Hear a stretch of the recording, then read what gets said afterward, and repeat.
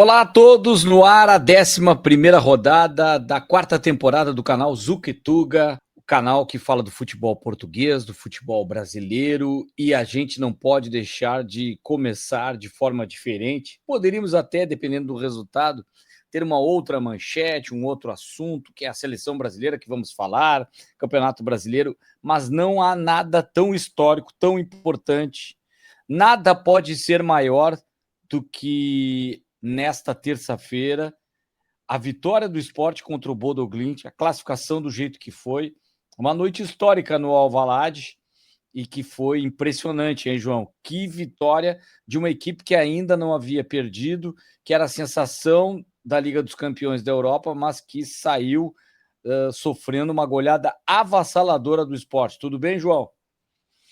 Oi, Caco, tudo bem? Sim, o Bodo Glimt, embora o nome não diga muito, né? A verdade é que os últimos 5 jogos antes desse tinha sido uma vitória sobre o Atlético de Madrid, fora, uma vitória sobre o Manchester City, em casa, e 2 vitórias na eliminatória com o Inter de Milão, ou seja, Atlético de Madrid, Manchester City, 2 vitórias com o Inter de Milão e a vitória por 3-0, clara e justa, em casa no primeiro jogo dessas oitavas de final com o Sporting. Mas a verdade é que o Sporting precisava de uma noite perfeita, como disse o Rui Borges, o treinador, e a verdade é que a teve, né? Não foi perfeita, logicamente, se fosse perfeita teria chegado a 9 ou 10 gols, porque criou oportunidades em série, se bem que o Bodo também tinha tido uma ou duas, mas foi um jogo muito bom do ponto de vista da atitude competitiva que faltou totalmente na Noruega, né? O Sporting jogou de salto alto na Noruega, achando que era a equipe melhor, e era, obviamente, do ponto de vista técnico, é melhor do que o Bodo. Só que com salto alto, com uma equipa como o Bodo Glimt, muito bem treinada, muito forte fisicamente, muito forte taticamente, seria difícil virar. Então o Sporting foi muito determinado, teve uma atitude competitiva enorme e conseguiu vencer e marcar 5 gols àquela equipe que na véspera, durante a coletiva, porque esse assunto nem sei muito bem porque surgiu na coletiva do Ancelotti da divulgação dos convocados, o Ancelotti definiu o Bodo Glimt como a equipe que melhor defende na Europa. Né? E a verdade é que o Sporting fez 5 gols. Zica, hein? E zica, né? Deu uma zica aos noruegueses, e a verdade é que o Sporting fez 5 gols, e não que o Bodo se tenha defendido tão mal assim, né? Mas é que a verdade é que às vezes as marés estão Não viradas. teve defensivos, assim, uma falha defensiva, é que Não, foi não. passado pelo Sport. O Sport Sim. atacou com muita força desde o início, o Uhum. volume de jogo, o tamanho, o volume de jogo, foi impressionante, foi um Sporting gigante do tamanho que o seu torcedor espera há muito tempo, e aí o que eu ia te perguntar, eu sei que ainda está concluindo, João, mas Não. dá para dizer que a maior vitória do Sporting, assim, claro que tem uma que você vai falar e que está completando 60 e tantos anos, eu não sei quantos anos tem uma vitória, eu não recordo isso, porque É, é difícil de saber é do... toda a história do futebol português, como você conhece tão bem, mas nos últimos tempos, assim, não tem vitória maior do que essa, da maneira que foi. É uma das maiores da história do esporte, ou não? o Sporting venceu ainda nessa edição o Paris Saint-Germain, venceu ao ano passado, há 2 anos, já não sei, o Manchester City, e eliminou o Arsenal, né? Mas as primeiras foram jogos de grupo, e aquela do Arsenal foi meio que foi nos pênaltis e tal. Dessa vez, dando uma virada assim, é a mais extraordinária, aquela mais memorável dos últimos tempos, embora o nome do clube, Bodo Glimt, obviamente não vale o mesmo que as vitórias que eu referi sobre o PSG, sobre o City ou sobre o Arsenal. Mas pelo jeito que foi, claro que é o momento talvez mais importante dos últimos anos, desde que o Sporting retomou um pouco, não é, o controle, né, ou pelo menos o comando do futebol português, e se tornou um dos 3 grandes, né, porque durante os últimos 20, 30 anos, 40 anos, eu diria, o Sporting foi relegado para a terceira força de uma forma muito violenta até para os seus torcedores que estavam acostumados no início da história do Sporting a ser o número 1 ou o número 2, no máximo, do futebol português. Você citou uma precisamente nessa época em que o Sporting ganhava com mais regularidade, uma vitória que foi em 1964, que faz hoje, no dia que gravamos, que é dia 18 de março, quarta-feira, faz hoje 62 anos exatos. foi o jogo do Bodo Glimt foi na véspera, né? Se não seria exatamente no mesmo dia, em que o Sporting perdeu para, na altura, Taça das Taças, né? Não sei, aqui no Brasil talvez se falasse Recopa, é uma competição que já não existe, porque depois acabou por se juntar com a Copa da UEFA, e hoje é a Liga Europa, digamos. O Sporting perdeu 4-1 em Old Trafford com o Manchester United, um Manchester United muito forte, de Bobby Charlton, George Best, Dennis Law, enfim, muitos jogadores de seleção inglesa, que anos depois ganhou, 2 anos depois ganhou o Mundial, a Copa do Mundo, né? O Sporting perdeu 4-1 em Old Trafford e era praticamente impossível recuperar, e a verdade é que depois, em Alvalade, faz hoje 62 anos, o Sporting ganhou 5-0 e acabou por eliminar o Manchester United e conquistar essa Taça das Taças depois na final contra um time húngaro, o MTK de Budapeste. Mas sim, é realmente um dos momentos mais importantes e por isso a imprensa portuguesa também acabou por ilustrar isso, né? Ao elogiar muito a vitória sportinguista nas suas manchetes, né?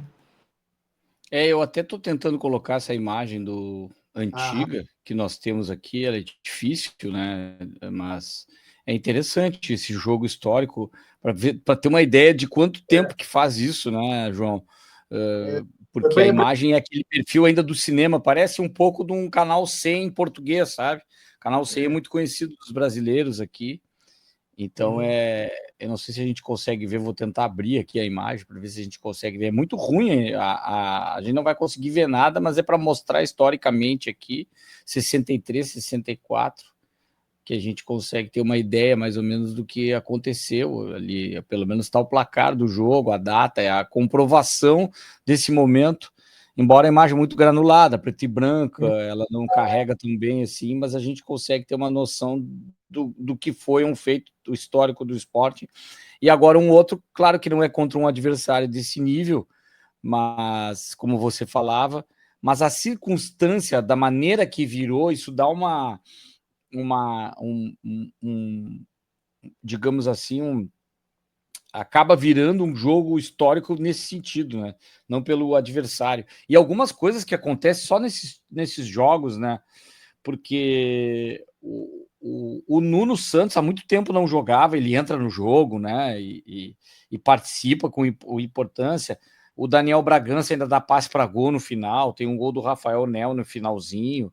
Então são coisas Primeiro assim. gol dele, primeiro gol dele pelo Sporting, né? Um garoto que joga muito poucas Pois vezes. é, Primeiro gol dele pelo Sporting, que foi logo nesse jogo a fazer o 5-0 no finzinho, que foi a confirmação, porque com 4-0 a torcida ainda estava meio aflita, né? Porque com 4-0, se o Bodo fizesse um gol, passava e há pênaltis, né? E nos pênaltis o Bodo até entraria por cima, né? Por ter feito esse gol, esse 4-1, esse 5-0, que acabou por ser muito, muito importante para a noite perfeita, né?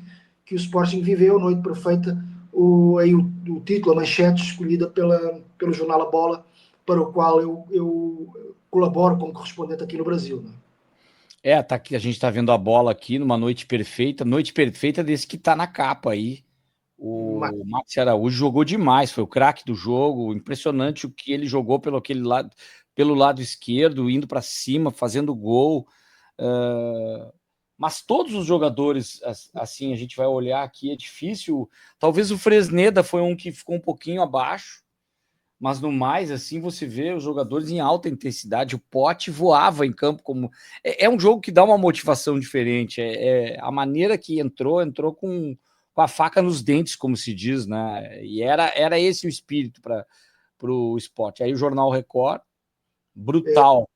escolheu a mesma palavra que o jornal O Jogo também, que, Tá aqui, que é, brutal. Que é uma expressão que não se usa tanto aqui para esse tipo de circunstância, né? é, Brutal é mais pejorativo no ponto de vista agressivo, assim. Não é, deixa de ser exatamente isso. Ele atropelou, né? Seria virou, atropelou, vitória é, avassaladora. virou uma coisa até, isso até teve um pouquinho com a língua que nos une, né? Virou assim, uma coisa para a gente mais jovem, né? Virou meio que uma gíria da juventude, brutal, passou de pejorativo, né? A fantástico. Eu acho que aconteceu o mesmo com a palavra bestial, né? Aos séculos, bestial era uma coisa que vinha de besta, era uma coisa terrível, né? E de repente Sim. bestial trouxe ótimo e agora brutal também virou uma coisa ótima, né? Foi sensacional. Mas agora eu te pergunto, o Sporting na sequência da Liga dos Campeões da Europa, quais as Agora, chances? Tudo é possível ou agora tem que ter os pés no chão e entender que tudo será mais difícil daqui para frente? agora isso aqui é curtir um pouco os sportinguistas dessa ressaca dessa vitória e obviamente que o Sporting é dos 8 vão estar em prova. Na hora que gravamos ainda não sabemos alguns porque os jogos vão ser hoje à tarde, mas dos 8 que vão estar em prova, obviamente o Sporting é o menos favorito de todos, né? E aquele que tem menos capacidade, né? Tem um elenco orçado em cerca de 450, 500 milhões de euros, enquanto que os outros que estão em prova, todos passam de 1 bilhão, né? Então, de 1 milhão, aliás, vai ser muito difícil. Os próximos jogos já são com o Arsenal, né? Que tem a curiosidade de, no dia 7 de abril, que é o jogo em Alvalade, ser o regresso do Victor Gyökeres ao estádio onde durante 2 anos reinou, né? Portanto, os jogos vão ser a 7 e 14, em Lisboa a 7 e em Londres a 14, e obviamente com o Arsenal é o grande favorito, líder da Liga Inglesa, uma das equipes mais fortes da Europa. É evidente que os portugueses sonham, como tem que sonhar sempre, não é, no futebol, mas obviamente que o favorito é o Arsenal, aí é 80%, né? Deve estar aí na casa de apostas. Quem apostar no Sporting deve ter um retorno enorme, sinal de que o Arsenal é um grande favorito, e eu acho que os torcedores do Sporting já sentem um pouco que chegaram no seu limite, mas, obviamente, sempre tentando, não é? A diferença também não há de ser tão grande assim. O Sporting tem um desfalque grande, que é o Yulman, que viu mais um amarelo e, portanto, não vai jogar esse jogo. O Yulman é o capitão, é ali o patrão do meio campo, e o que complica ainda mais, mas obviamente que o Arsenal também tem os seus desfalques, etc.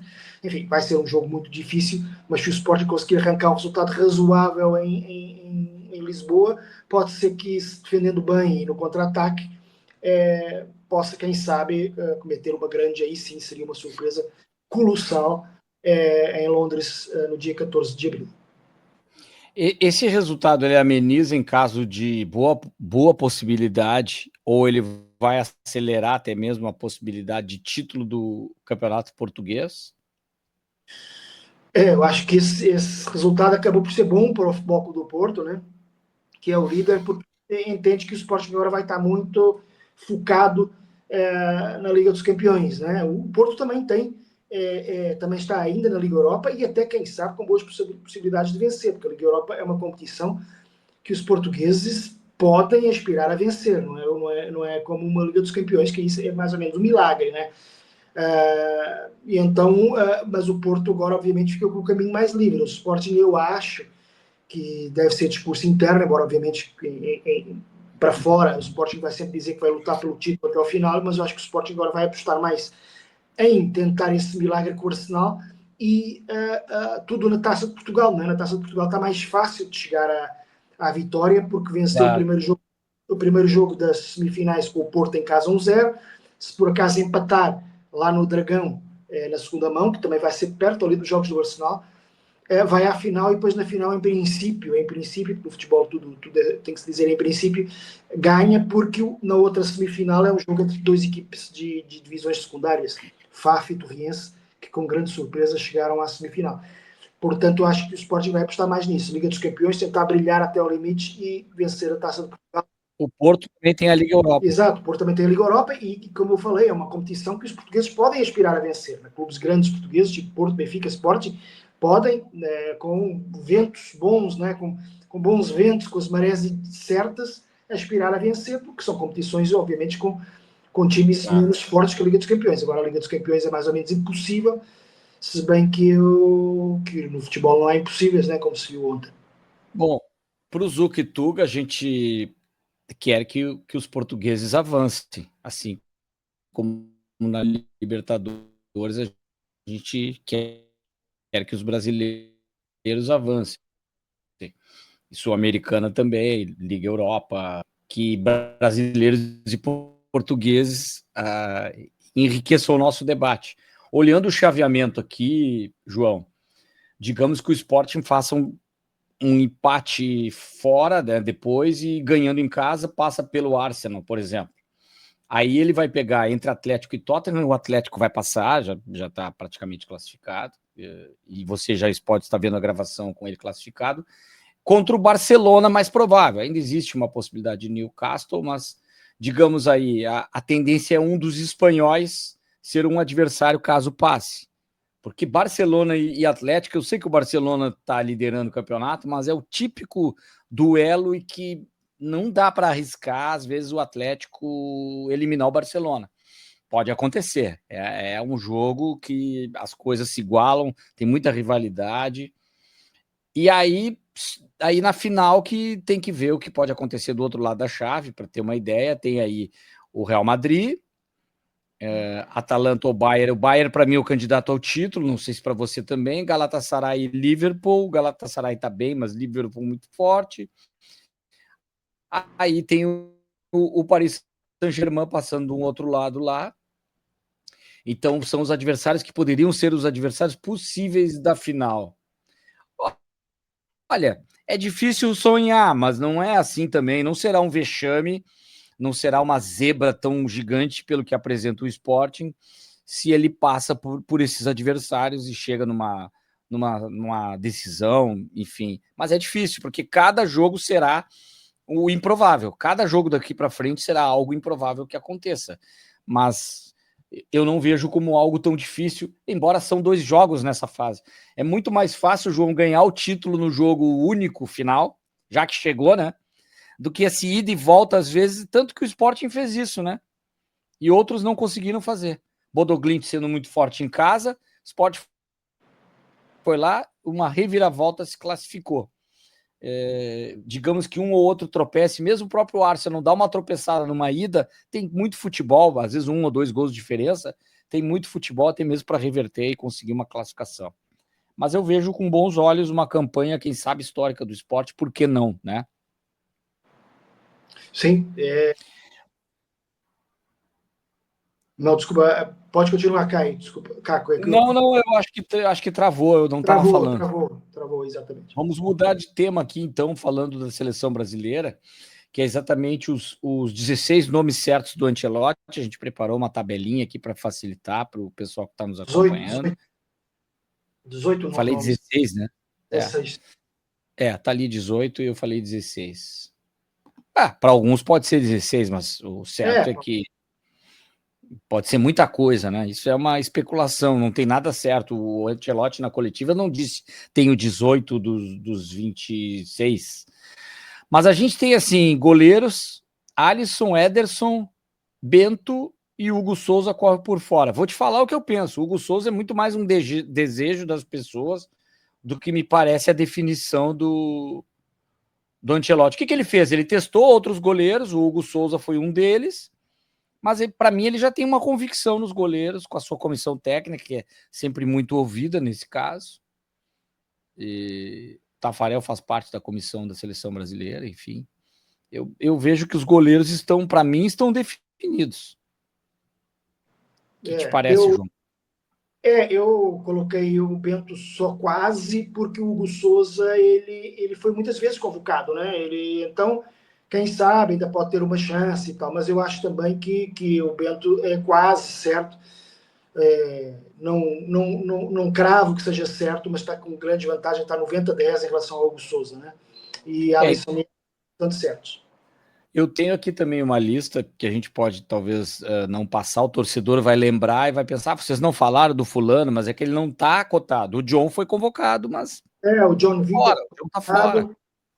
O John, e houve ainda um outro, salvo erro, mas enfim, eu acho que Acho que no período do anterior, goleiro mesmo foi o Alisson, Hugo Souza, Bento, Ederson e John. Até teve 2 convocações, o John não foram poucas. Foi chamado também, mas não jogou, lógico, o Lucas Perry, né, aquele jogador que estava já pelo Ancelotti, logo no início e tal. Mas acho que não conta, né? Nem Lucas Perry nem John hoje em dia contam, não é? Mas Alisson, Ederson, Bento, eu diria que está 85% e Hugo Souza 15%, quem sabe. Vai que o Hugo Souza aí também começa a brilhar muito, e é uma figura carismática e tal, mas eu acredito que como você falou, que o Bento está quase, pelo menos na cabeça do Ancelotti e talvez do Tafarel, nesse momento não há grande hipótese não ir o Bento. Aí tem aquela história, por que o pessoal fala, mas ele joga no Al Nassr, o Corinthians é mais competitivo. Concordo, mas goleiro é muita convicção de comissão técnica, eles têm a convicção, eu acredito que aqui também é uma vaga de reserva, tomara que não aconteça alguma coisa, às vezes pode acontecer uma lesão, futebol tem muita intensidade, muita coisa pode acontecer.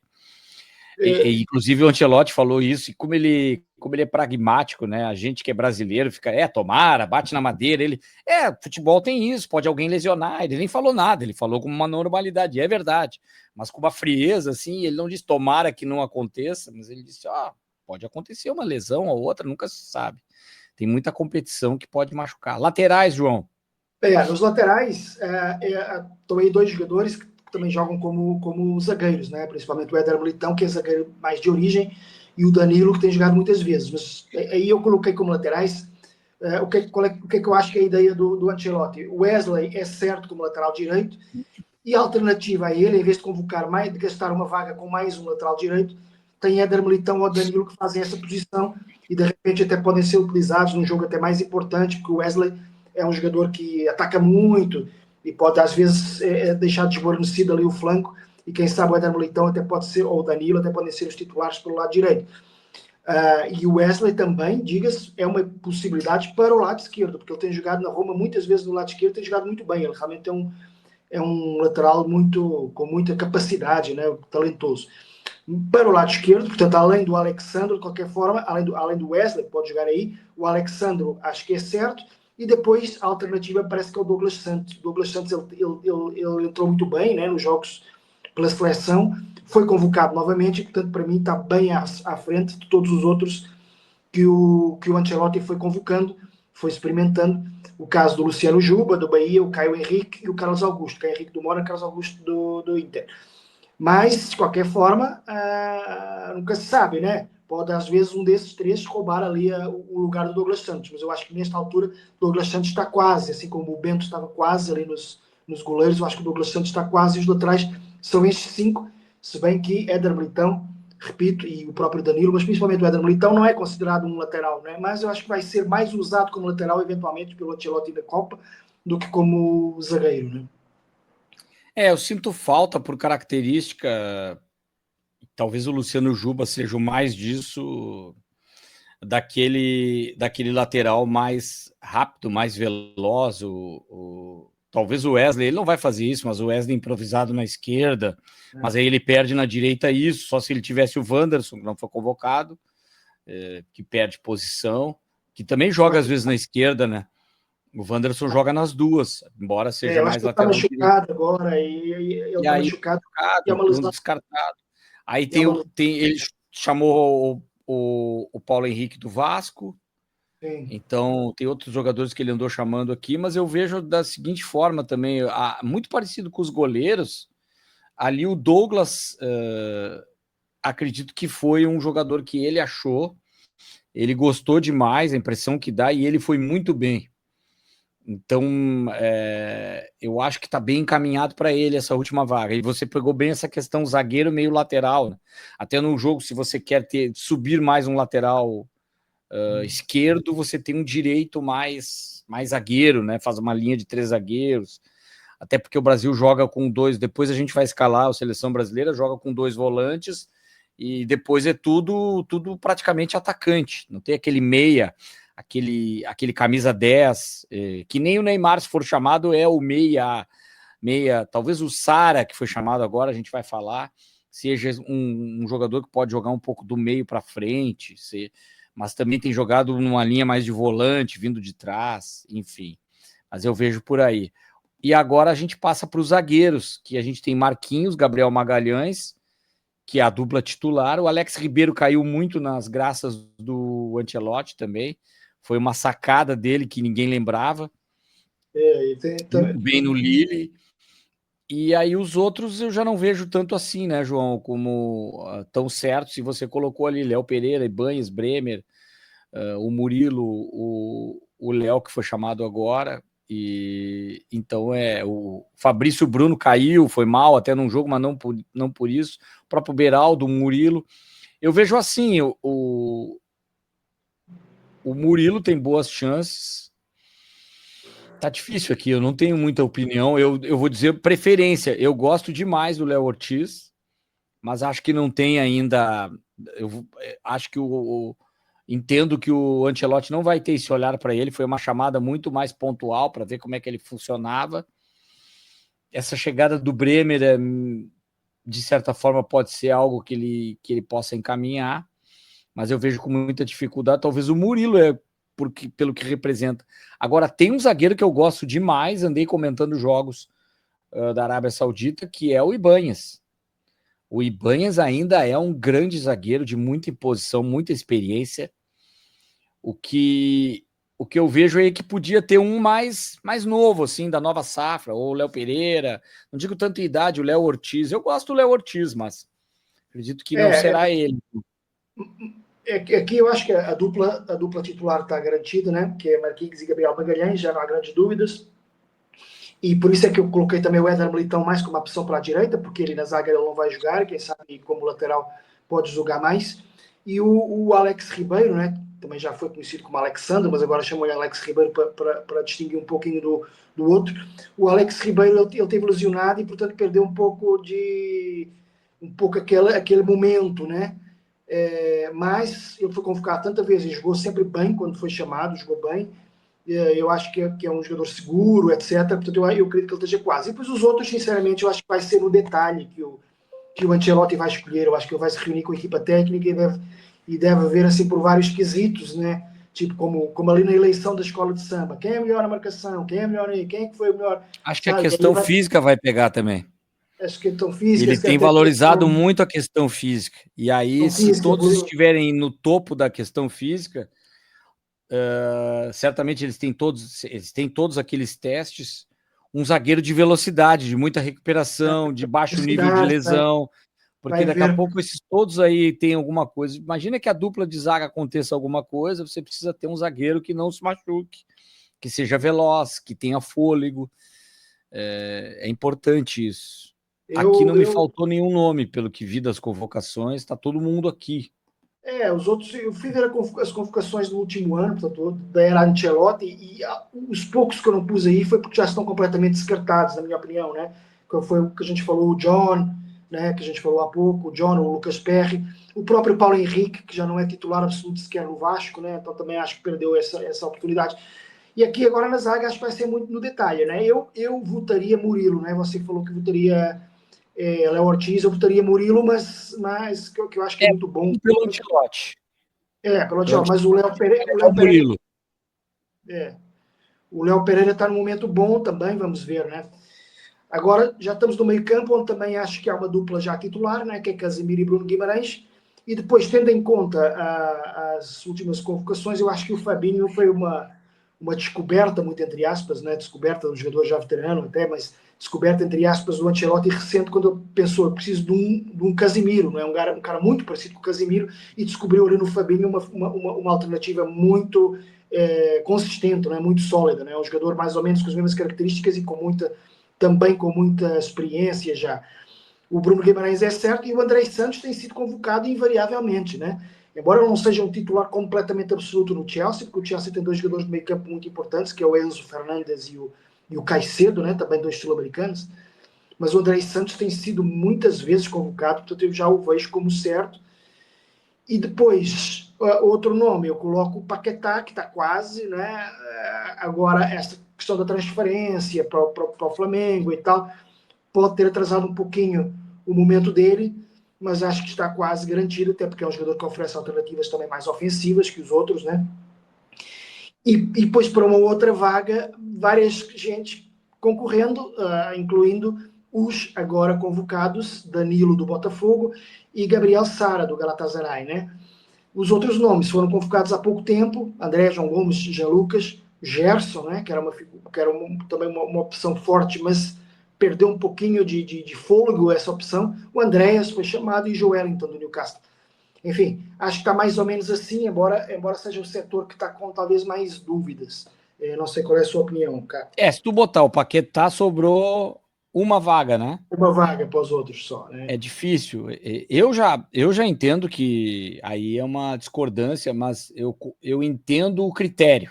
Tem muito critério nisso aí. O Paquetá tem que ir para a Copa no critério do Ancelotti. Mas, na minha visão, tem jogadores mais talentosos ali. O próprio Gerson joga mais que o Paquetá, na minha opinião. De forma competitiva pela competição que joga também o Joelton. O Paquetá saiu de lá, mas hoje ele está no Flamengo. Acredito que é muito forte o Paquetá. Mas o Joelton também é um jogador que pode ocupar, então, digamos, essa última vaga. Eu vejo esse com muita força em relação a todos os outros aí. Mas o que me chama a atenção é poder trazer jogador como o Gabriel Sara. O Gabriel Sara, para mim, é um cara que, se o Paquetá machucasse, pode ser que ele jogaria nessa função. Mas é um reconhecimento de um momento. Agora, nunca se sabe se ele vai entrar num jogo contra a França e contra a Croácia, se ele for testado. E ele dá um encaixe diferente, é muito difícil que o jogador, nos treinos, ele vai conseguir ver alguma coisa. Ele chega muito tarde nessa convocação, mas é um mérito para ele. Eu acho que é um jogador que bate muito bem com a perna esquerda, tá bem no Galatasaray. Agora, vou te contar um negócio, eu vi um jogo, mais de um, mas teve um jogo do Danilo no Botafogo, que foi contra o Grêmio, inclusive perdeu o jogo, que quando eu vi o Danilo em campo, do jeito que ele jogou, a força física, a intensidade, o domínio, a maturidade do Danilo, eu fiquei impressionado. Ele tomou conta do meio de campo sozinho. E ali eu pensei, nossa, esse Danilo tem que ir para a seleção brasileira. E aí eu colocaria Danilo e o próprio Joelton e não levaria o Paquetá, mas acredito que ele vai de Paquetá e é bem provável que o Joelton, o João Gomes, eu não vejo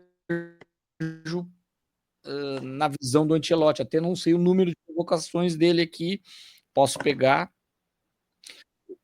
O Fabinho já está certo. O Joelton tem 2. O Andrei Santos tem 4. Aí por isso que está na frente. Lucas Paquetá.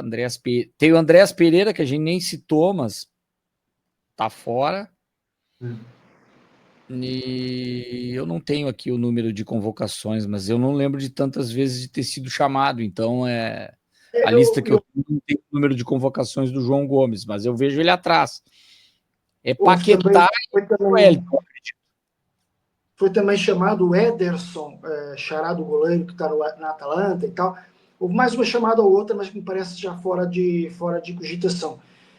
Eu acredito que o Paquetá, eu acho que baixou um pouco o valor de mercado, entre aspas, dele, né? Mas ele, há um ano, ele era titular e talvez o jogador mais importante do meio campo do West Ham, e falado para o Manchester City, né? Então ele triunfou muito na Europa, coisa que o Gerson não conseguiu triunfar na Europa. E eu sei que isso também não pode ser o único critério, logicamente, né? Porque muita gente passa pela Europa sem triunfar e não deixa de ser um grande jogador. Mas a verdade é que isso colocava o Paquetá numa posição assim acima, né? Tipo Bruno Guimarães, né? Ele até era bem dado a determinada altura como titular do time, né? Agora baixou um pouco, por isso é que eu coloquei o quase. Mas ele, se fosse há 6 meses, talvez, que eu fizesse essa lista, talvez eu colocasse ele como certo e o André Santos como quase. Só que, entretanto, o André Santos tem sido consecutivamente chamado. Eu acho que o Ancelotti gosta muito do André Santos e não tem dúvida do que o André Santos vai. E aí, depois fica a sobrar um nome. Talvez o Danilo, como você falou, seja aquele que esteja melhor, em melhor forma, né? Talvez o Danilo seja fisicamente impressionante. Temos que arrumar um sobrenome aí para o Danilo, porque já há o Danilo da defesa, né? Mas É verdade. eu vi aqui que ele é Danilo Oliveira, o outro é Danilo Silva, vamos ver. O de defesa fica bom, Danilo Silva. Eu gosto demais do Danilo. E teve também o André, que foi convocado, mas aí não foi. Vamos aos atacantes. Aí a grande discussão, inclusive o Ancelotti parou a coletiva, curiosos, porque era a questão do Neymar. Ele brincou até um pouco com essa ansiedade das pessoas. E daqui a pouco a gente vai falar um pouquinho mais do Neymar. Então, Rafinha certo, Vini Júnior certo, Matheus Cunha certo, Estevão certo, João Pedro certo, Martinelli certo. Desses aí, titularíssimos Rafinha, Vini Júnior e Estevão. aí um quarto atacante nesse sistema, por isso que o Paquetá sai do time, porque ele joga com 4 atacantes. E claro que dependendo da seleção pode ser que ele altere isso, ele reforce um pouco mais lá na defesa, como a gente falava, enfim. Vamos ver contra a Croácia e França, né? É outro patamar de amistoso agora. Então, o Brasil tem que jogar um pouquinho diferente e vai se impor de outra forma. Mas aí, então, a gente tem aqui, nós temos 6, né, João? 2 6. vagas para Neymar, Luiz Henrique, Rayan, Richarlison, Endrick, Igor, Thiago, Caio Jorge, Vitor Roque. É por aí. Tá bem boa essa lista, é o que eu imagino também. Eu acredito que o Vitor Roque e o Caio Jorge estejam um pouquinho atrás, né? Nessas contas, porque jogam no Brasil e talvez haja nem que sejam, eu não quero usar a palavra, com muitas aspas, né, mas um certo preconceito do Ancelotti, que é europeu, a quem joga no Brasil, não preconceito no sentido ruim, mas assim uma ideia, se joga aqui não é a mesma coisa do que jogar num grande clube europeu, né? Então, ou numa Premier League, mesmo que seja num clube mais ou menos. Então, eu acho que Caio Jorge e o Vitor Roque, embora estejam jogando muito, cada um deles, tanto no Cruzeiro quanto no Palmeiras, talvez esteja um pouquinho atrás, eu acho que na cabeça, ali, no subconsciente do Ancelotti. E acho que talvez com razão até. E, portanto, sobram 2, né? O Neymar é o Neymar, né? O Neymar eu já disse que levaria, apesar de a maior parte das pessoas com quem eu falo é contra, mas eu levaria, já disse os motivos, acho que serviria para dividir pressão com outros craques, como Vini Júnior e Rafinha, é mais um cara que ali para dividir pressão. Acho que alguém, eu me colocando, eu torço para a seleção do Brasil, tenho filhas brasileiras, moro no Brasil, sou casado com uma brasileira, mas obviamente se jogar contra Portugal, eu estou para Portugal, né? E me Claro. imagino, um Brasil-Portugal, eu imagina que está 0-0, 1-1, o jogo está ali difícil, de repente aos 70 minutos, veja a plaquinha a dizer que vai entrar o Neymar, assusta o adversário, né? Mas E meu, sai mais o Cristiano cansado, me serve isso aí. exato, exatamente. Ou então o Neymar até pode jogar de início, mas sai aos 60 e vai entrar um Estevão ou um cara desses, né, para gerar o maior tumulto. Ou seja, a entrada do Neymar tem um nome que realmente causa algum impacto. Talvez tecnicamente não fosse, fisicamente, seguramente não é justo que ele seja convocado do ponto de vista físico. Do ponto de vista técnico, talvez nesse momento não seja. Mas o nome dele, a técnica, a habilidade que ele tem, eu acho que ele vai acabar por ser o 7º nome dessa lista e depois os outros todos concorrem por mais uma. Vai E entra na depender vaga do depois. Rodrigo, né? A lesão Exato, do tem a Rodrigo vaga, ajudou o exato, Neymar, e tem a vaga do Rodrigo. porque E ele depois, certo, né? E aí o outro seria talvez mesmo o Neymar, todos esses outros aí iam ficar de fora, e e o depois Neymar ia tirar a vaga de todos esses outros aí, estando bem fisicamente, que é o recado do Ancelotti. E depois aí eu acho que aí é uma opção tática do Ancelotti, se precisa de mais um centroavante mais de área ou se está pretendendo mais um jogador de ala, né? E eu acho que ala já há bastante, com o Vini Júnior, com o Estevão, com o Martinelli, o próprio Rafinha joga lá, o próprio Neymar joga lá. E então isso pode jogar contra o Luiz Henrique e o Rayan, que eu gosto bastante dos dois. O Rayan também pode jogar a centroavante, né? Eu gosto bastante dos dois, mas talvez abra mais espaço para um jogador camisa 9 mesmo. E aí pode ajudar o Richarlison, que não está num momento efusivo desde há uns 2 ou 3 anos, mas o Ancelotti gosta muito dele. O Endrick, né, que oferece alguma coisa de diferente, e o Igor Thiago, que está, em termos de rendimento, está ótimo, né? Então eu acho que esses três, como são camisas 9, talvez até tenham vantagem em relação ao Luiz Henrique e ao Rayan. Eu gosto muito do Rayan, mas talvez dê para pensar que na próxima Copa, né, e acho o Luiz Henrique um ótimo jogador, um jogador decisivo, mas o facto de estar a jogar também num campeonato que não é tão mediático também pode, do ponto de vista até do subconsciente, jogar contra ele, subconsciente do Ancelotti. Vai depender muito também do atacante, tem muito isso, né? Uma arrancada final agora do que eles vão fazer, porque tem que pegar também o momento da Copa, para atacante principalmente. O momento que o cara vive vai fazer muita diferença. Um momento físico ruim, que é o caso do Neymar, se recuperando, ele pode pesar. Agora, se lá em maio ele tá voando, ele vai crescendo fisicamente, aí tecnicamente ninguém tem dúvida que o Neymar possa entregar. Então ele é um caso à parte nessa lista. Eu confesso que eu não sou tão fã já hoje, e admito que porque ele está ali, do Gabriel Martinelli. Sei que é um grande jogador do Arsenal, gosto, mas na seleção brasileira é que tem tantos jogadores por aquele lado ali com essa intensidade que eu gostaria de ver outros ali. Mas eu entendo, é critério, é difícil mudar, eles têm todo um entrosamento, não é só uma questão de encaixe de time, experiência de seleção brasileira, experiência de Copa, um cara muito em alto nível no Arsenal, então seria corajoso demais tirar um cara desse. Desculpa de interromper, mas ele tem uma característica um pouco diferente dos outros pontas, né? Que todos eles, por serem muito habilidosos, o Estevão, o Vini Júnior, o Neymar, eles jogam na ponta trocada, né? Que é para os destros jogam do lado esquerdo e vice-versa, e o Estevão do lado direito, porque para entrar. Já o Martinelli não, como não tem tanta criatividade, digamos, tanta habilidade no drible, é um canhoto que joga do lado esquerdo e é para ir mesmo fundo, né? Então, e é um ótimo cruzador, né? Tem ótimos cruzamentos, isso é importante, na medida, enfim. É mais um ponta clássico no sentido em que antigamente, né? Essa história de inverter os pontas é uma coisa relativamente recente, né? Antigamente os pontas eram pé direito joga do lado direito, é pé esquerdo joga do lado esquerdo. E o Martinelli é esse cara assim. Então, joga, e é muito intenso no Arsenal. Ele talvez não tenha aquele nível, não é nota 10 em habilidade, como é o Neymar, e o Estevão, e o Vini Júnior, mas é uma nota 8,5, né? Mas oferece talvez outras coisas, é muita intensidade. Vai ser difícil tirar do time, da convocação. É mais um desejo do que. Porque eu lamento, assim, eu vi um momento, alguns jogadores me encantam, que é o caso do Ryan, impressionante a explosão. Às vezes aquilo assim que você tem na Copa, um garoto no time, aquele garoto que fica ali, que até foi mal aproveitado pelo Brasil em outras oportunidades, colocou o Viola e não colocou o Fenômeno numa Copa, né? Mas eu gosto de ter esse jovem, esse garoto, esse cara que explodiu ali como. Mas talvez esse cara seja justamente um híbrido entre o que você falou. Se você entra com o Neymar, o outro ele é 9, mas é também de velocidade, que é o Endrick. É um 9, mas que se movimenta bastante, enfim, eu acho que ele leva vantagem e está vivendo um grande momento. Mas não dá para descartar o Richarlison. Olha, é difícil ter opinião aqui. Não dá para descartar. O que dá para descartar, a princípio, são os que jogam no Brasil mesmo. Caio Jorge e Vitor Roque, eu acho que perdem muitos pontos.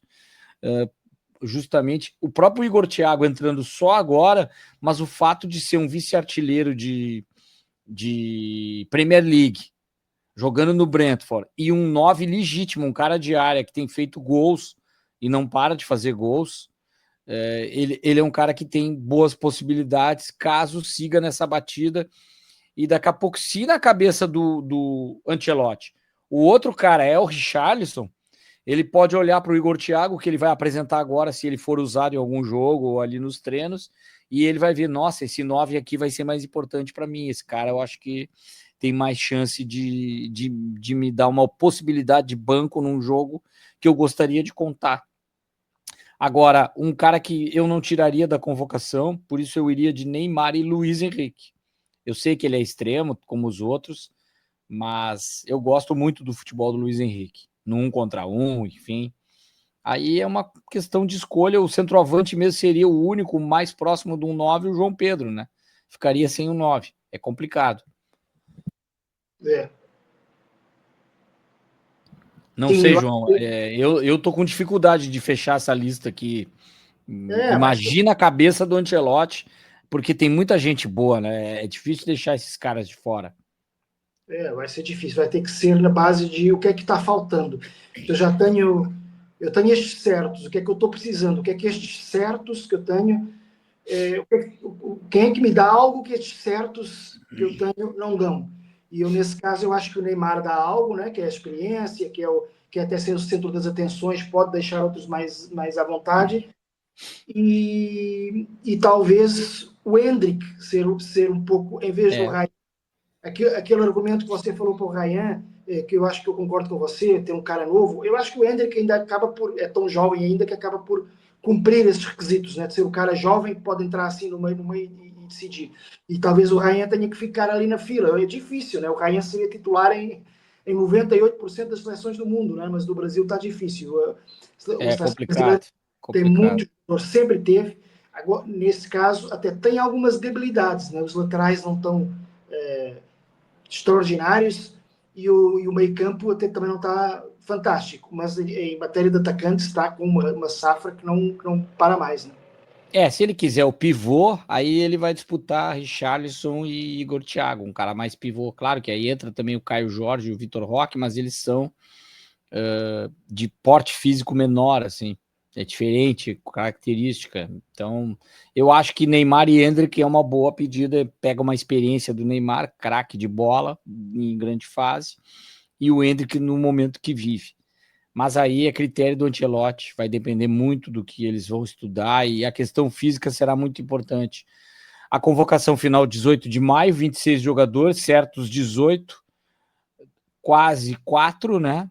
Então apenas 4 vagas para definir e nessas 4 vagas são pelo menos aí 27 possibilidades ou até mais. Sempre aparece de última hora alguém que não foi chamado, mas é mais difícil. Aí não tem critério também o técnico começar a chamar, não vai pintar um Maradona, um Pelé de última hora também, aí seria diferente. Não é o caso do Brasil, que já tem grandes jogadores. Enfim, aí temos o time brasileiro, que deve ser provavelmente essa escalação: Alisson, Wesley na direita, Marquinhos, que é um lateral que sobe muito, né? Marquinhos, Gabriel Magalhães, aí não tem dúvida, lateral, pode até questionar, e Alexandro do lado esquerdo. Os laterais até parece que dá para substituir, mas a linha de 4 é importante que ele vai jogar assim: Casemiro e Bruno Guimarães, aí os dois muito titulares. O Bruno Guimarães só não está na convocação por uma lesão, mas não é nada grave, vai se recuperar para a Copa, vai dar tudo certo. E aí no ataque o Estevão, que é um dos grandes expoentes, que é outro que também pega aquele requisito do jovem, da estrela expoente, muito jovem ainda. Rafinha, né, voando no Barcelona, Vini Júnior do Real Madrid espetacular e o João Pedro do Chelsea, e aí podendo ter outro jogador que pode entrar na vaga do João Pedro, mudando um pouco a configuração, onde seria o Rodrigo, na minha opinião, estaria o Rodrigo aí no time titular, e aí pode entrar até mesmo o Neymar nessa vaga, sendo convocado, enfim, sendo um cara titular. Paquetá ou mais algum jogador de meio O campo. Paquetá mais armando, enfim, pode ser alguma coisa diferente. O certo é que Estevão, Rafinha e Vini Júnior começam jogando os principais jogos e são jogadores da confiança e que vivem um grande momento e pelo que estão jogando não pode ficar fora, tem que encaixar eles no time de qualquer jeito e o Ancelotti fez isso nessas partidas aí, que a gente viu. Agora, grande expectativa para os amistosos contra a França e contra a Croácia também, que são dois grandes adversários. A França, então, nem se fala, espetacular. Bom, só para uma última frase: Neymar suspense até o final. Você já deu sua opinião, eu também sou favorável. Eu gostaria de ver ele agora, até para ver se poderia testar ele diante da França e da Croácia, que seriam grandes adversários, para colocar ele no time. Por isso que eu tenho um pé atrás. Eu não sei se o Neymar não está fora, sabe, João? Porque, claro que ele pode na última hora ser um jogador importante, mas então ele não será titular.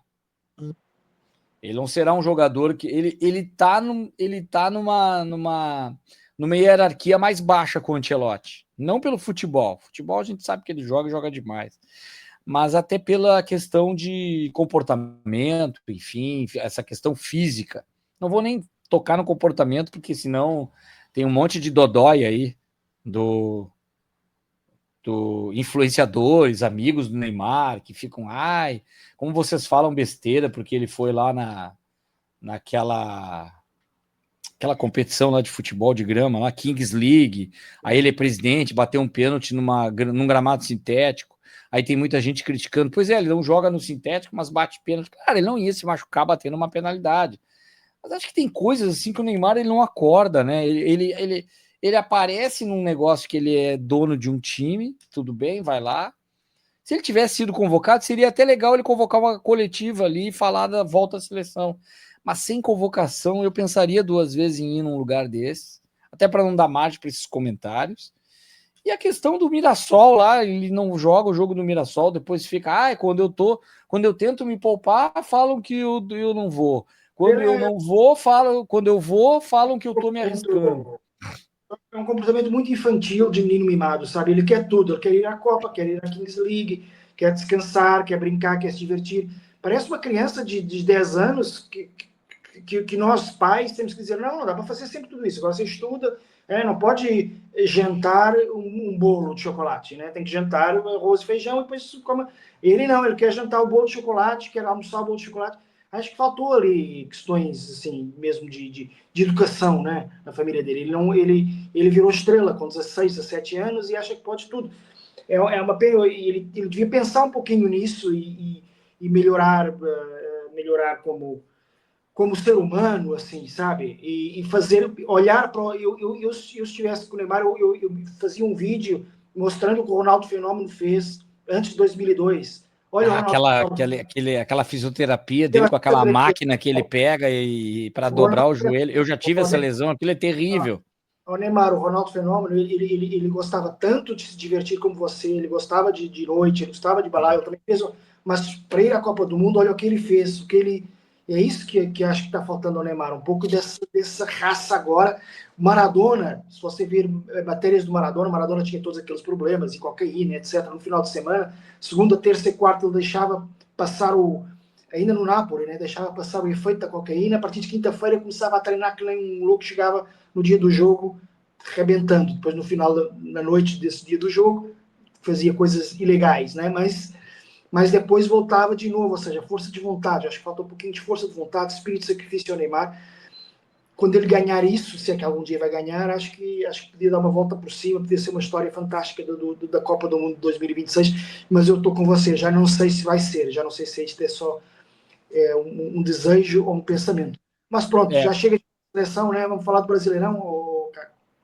vamos falar do Brasileirão, que a gente tem aí o G5 provável para a final de campeonato. Palmeiras, Flamengo e quem mais? Olha, o São Paulo está surpreendendo, e mesmo com a troca de técnico, parece que o Roger encaixou bem, está conseguindo, embora uma rejeição enorme em cima do Roger. Um time que propõe jogo, que está muito bem com o seu elenco. Eu vejo que é uma equipe que tem possibilidade sim de estar no G5.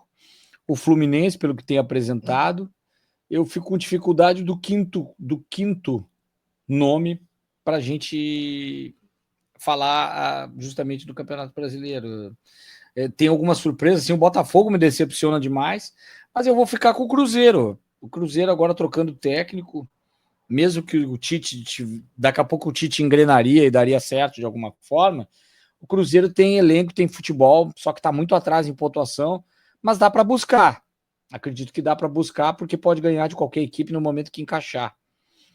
Vai depender muito do que for a confirmar aí. Bem provável que o Arthur Jorge seja o técnico, se já não está confirmado de tudo que estão falando, está muito próximo, e eu vi com uma grande oportunidade. Talvez até por isso o Tite foi demitido. Daqui a pouco já estava até, não digo acertado, mas perceberam que em função da guerra, enfim, um técnico que não sairia. Acho que agora tava louco para arranjar uma desculpa para fugir daquela região lá que está complicada, e agora achou uma desculpa. Vou sair, ir para o Cruzeiro e sair dessa zona de conflito aqui que está muito complicado.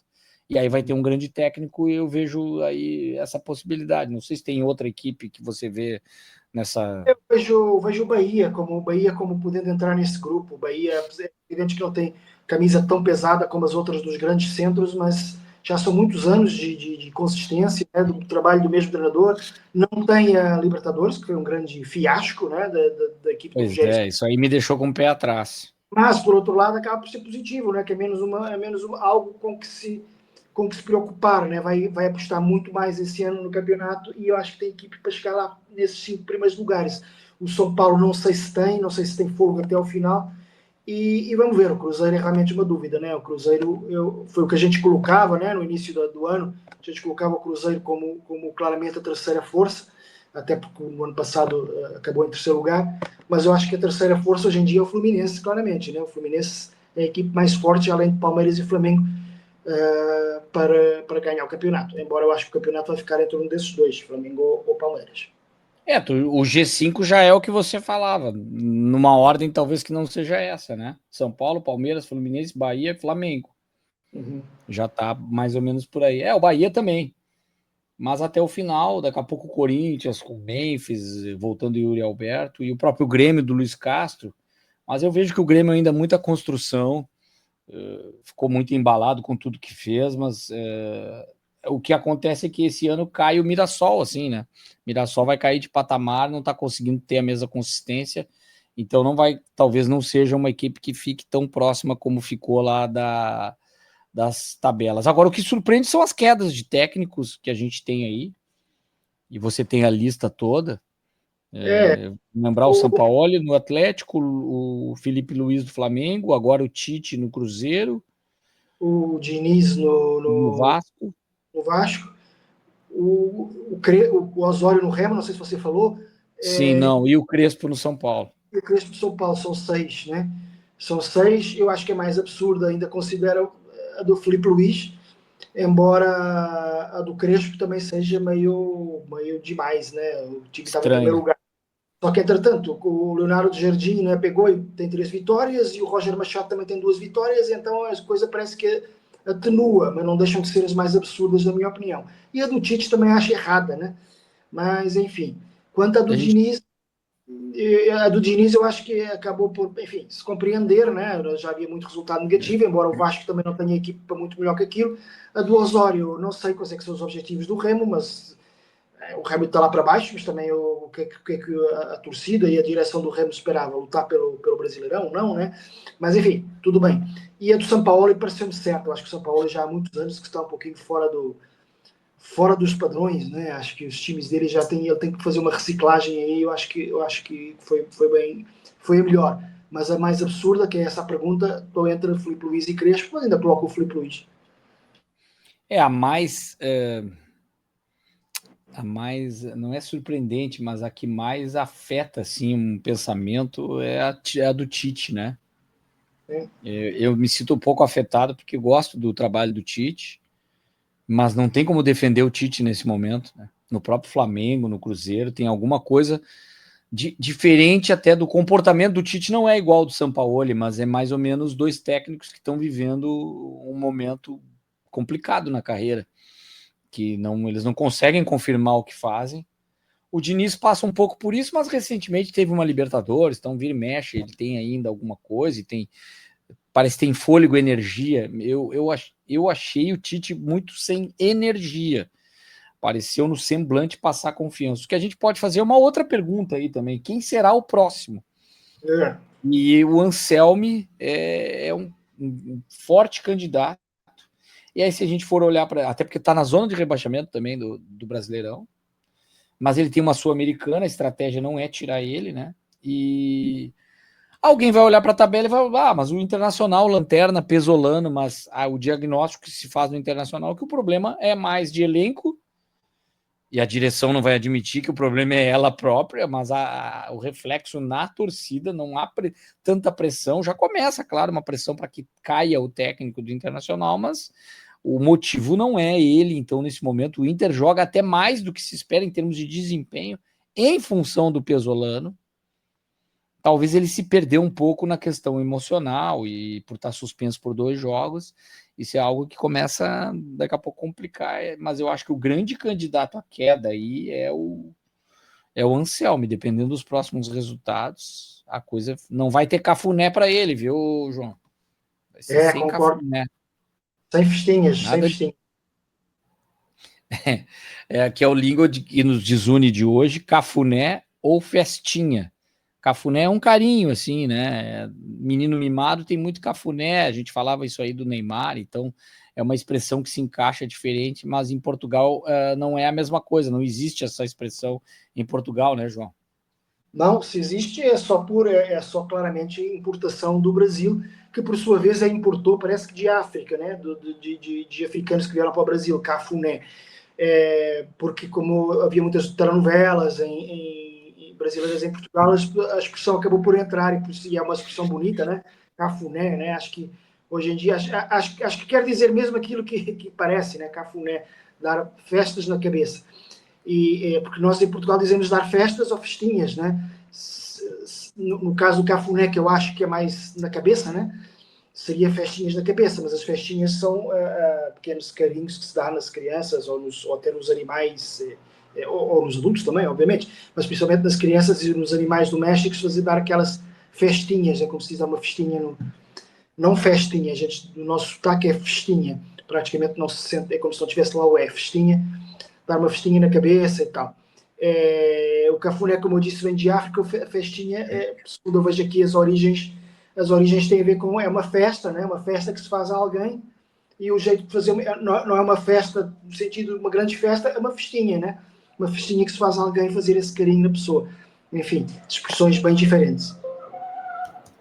É, completamente diferente. Sabe que essa expressão Cafu, me lembra Cafu, Cafuringa também, que foi um grande jogador, um ponta-direita, que ele jogava no Fluminense, Botafogo, Atlético Mineiro. O Cafu ficou com o nome Cafu por causa do Cafuringa, porque eles diziam que era parecido lá no... por causa desse lado direito, essa coisa do corredor direito, de chegar na linha de fundo e cruzar, né? Mas não tem nada a ver com o Cafuné, o Cafuringa. Desculpa interromper, mas o Cafu era ponta, né? Depois é que passou para lateral. Então era ponta, fizeram mais, parece o Cafurinha. Parece o Cafurinha virou Cafu aí até hoje. Vamos aguardar, João, então, os próximos capítulos da Champions, do Campeonato Brasileiro, dessa questão da seleção brasileira, porque tem 2 grandes amistosos. Portugal também enfrenta México e Estados Unidos, é isso? Isso, e na próxima edição nós já provavelmente falaremos da convocação do Martínez. Claro que Portugal não tem essa quantidade incrível de jogadores, portanto tem menos controvérsias, mas assim há sempre umas controvérsias, né?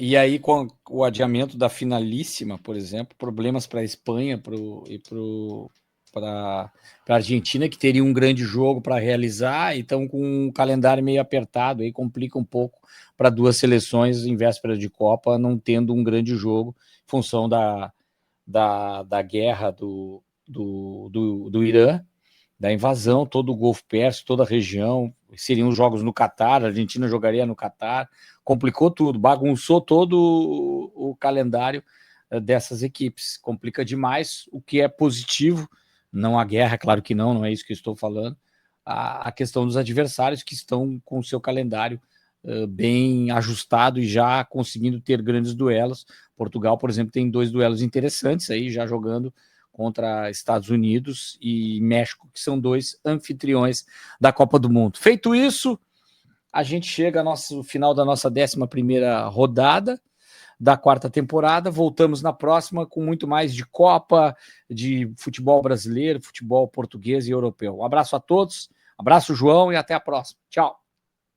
Abraço, Caca, abraço a todos, até a próxima.